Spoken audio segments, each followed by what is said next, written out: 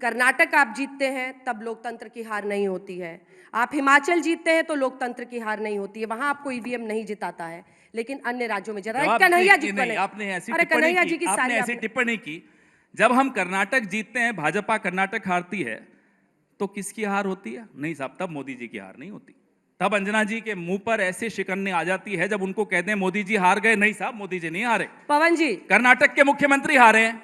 पवन जी, एक सेकंड नहीं नहीं नहीं एक सेकंड, अब आपको सुनना होगा क्योंकि आप ये नहीं नहीं ये स्टेज आप हाईजैक नहीं कर सकते। आई एम सॉरी, नहीं नहीं आप हाईजैक कर रहे हैं, आप हाईजैक कर रहे हैं क्योंकि वहां पर मुख्यमंत्री के चेहरे पर बीजेपी चुनाव लड़ी थी। पोल की शाम को कहते हैं कि मुख्यमंत्री के चेहरे पर चुनाव लड़ी हार जाती है तो लोकसभा में कोई असर नहीं पड़ेगा। कन्हैया जी माइक उठा जब असली रिजल्ट आता है तो कहते हैं साहब आज अच्छा हुआ, लगता है पवन जी को बाकी चैनलों पे मौका मिल नहीं रहा है, तभी माइक नहीं छोड़ रहे हैं यहाँ पे, अच्छी बात है। लेकिन पवन जी अपनी आवाज इतनी मजबूत करिए कि जनता आपकी बातों को समझे, उसके बाद स्वीकारे भी। खाली यहाँ पर आकर सोच रहे हैं कि 4-5 बैट बॉल खेल लूंगा, अगर मीडिया हस्तक्षेप बंद कर दे तो जनता हमारी बात सुनने को तैयार है। नहीं करता है, आप नहीं सुनने दे रही। ये साक्षी है कि 3 यहाँ पर कांग्रेस के नेता बैठे हैं, प्रमोद तिवारी जी और कन्हैया जी को आप बोलने नहीं दे रहे हैं। हम इंतजार करते, ले आइए 6 भाजपा वालों को, चलिए लाइए। कन्हैया जी को बोलने नहीं दे रहे हैं, आज आप ही ने उनकी बोली बंद कर दी है। कन्हैया जी, कर्नाटका में जिन गारंटीज पर कांग्रेस पार्टी को इतनी बड़ी जीत मिली, जिसकी चर्चा हुई, और वहां से विद इन इंडिया गठबंधन भी कांग्रेस का कद बढ़ा क्योंकि उसके बाद बेंगलुरु में सबसे बड़ा आयोजन किया गया इंडिया गठबंधन के साथियों का। ये कांग्रेस की जो गारंटीज थी कर्नाटक में, वो मोदी की गारंटी कब बन गई, क्यों बन गई और कैसे सफल हो गई 3 राज्यों में? पहले तो अंजना जी आपका बहुत शुक्रिया और आज तक की पूरी टीम को कि आप लोग ये अच्छा प्रोग्राम कराते हैं। और मैं स्वागत करता हूं हमारे पार्टी के दोनों वरिष्ठ नेता का और सभी आपके दर्शकों का। आपके प्रश्न का जवाब मैं दूंगा। सबसे पहली बात तो ये कि आप बार बार ये कह रहे हैं कि हमने कांग्रेस पार्टी के 3 नेताओं को बुलाया है, तो अब 3 बुलाएं, 6 बुलाएं, 60 बुलाएं, लेकिन अगर हम एक पार्टी के नेता हैं तो हम सबसे एक ही सवाल पूछा जाएगा। ऐसा तो होगा नहीं कि पवन जी से अलग सवाल पूछा जाएगा, हमसे अलग सवाल पूछा जाएगा, और हमारा जवाब भी एक ही होगा अगर हम एक पार्टी के हैं तो। और दूसरी बात, आपने कहा कि मीडिया पे दोष मत मढ़िए, बिल्कुल ठीक बात है। आज तक तो हम लोग यही पढ़े थे कि मीडिया लोकतंत्र का चौथा स्तंभ है और मीडिया अक्सर विपक्ष के साथ होता है, कोई सवाल जो है वो सत्ता से पूछता है। मुझे इस पे कोई गिला शिकवा नहीं है, क्योंकि आपने एक शायरी पढ़ी थी तो हम भी एक पढ़ देते हैं आपके लिए कि हमने इस दौर के अंदाज निराले देखे, फैसला कत्ल का कातिल के हवाले देखे।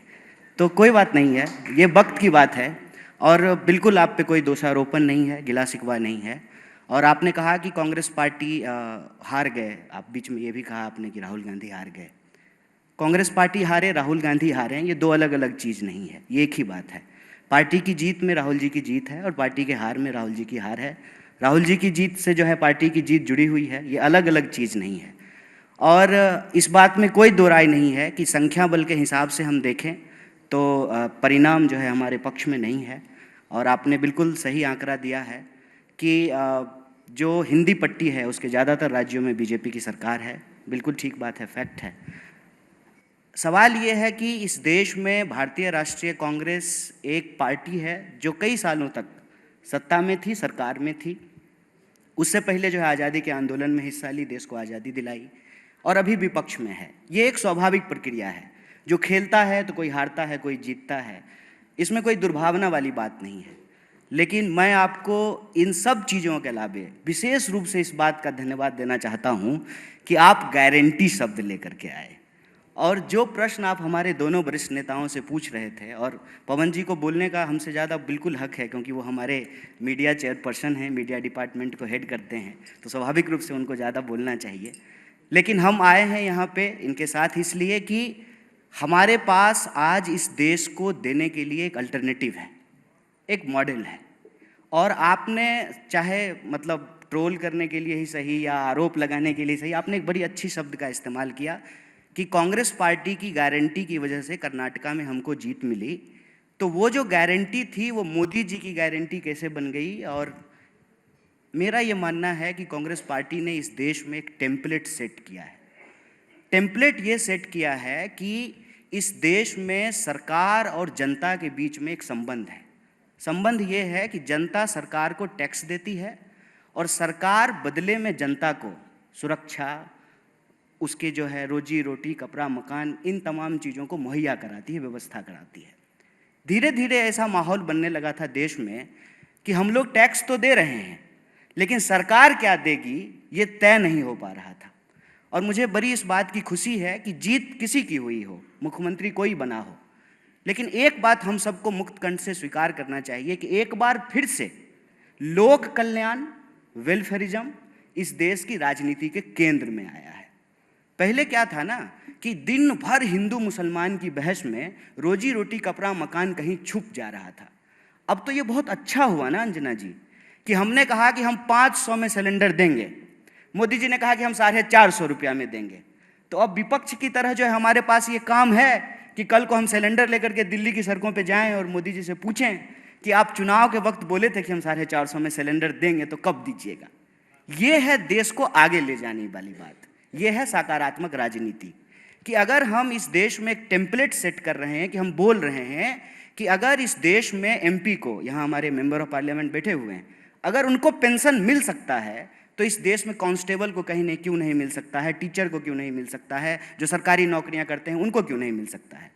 अब ये टेम्पलेट सेट हो रहा है कि हम कह रहे हैं कि अगर आप इस देश के बड़े कॉरपोरेट का कर्जा माफ कर सकते हैं, 10,60,000 करोड़ रुपया आपने माफ किया है, और आपने किसान निधि के तहत 2,60,000 रुपया किसानों को दिया है, तो ये बेईमानी क्यों? देश के मुट्ठी भर जो है उद्योगपतियों को, व्यापारियों को आप 10,60,000 करोड़ रुपया दे रहे हैं और देश के किसानों को मात्र 2,60,000 करोड़। तो मेरा मानना है कि जीत किसी की भी हो, अल्टीमेटली इस चुनाव में और इस चुनाव के बहस में एक एजेंडे की जीत हुई है।